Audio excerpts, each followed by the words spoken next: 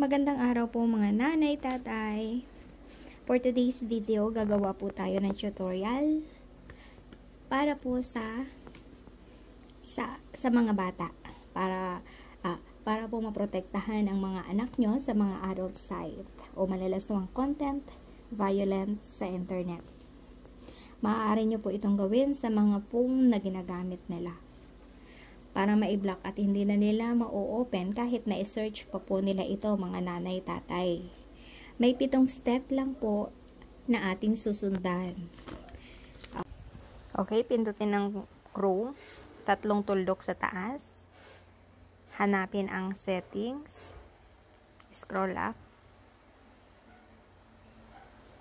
Pagkatapos ng settings, privacy and security. Pagkatapos security ay use secure DNS naman. Use secure DNS. Tapos choose another provider.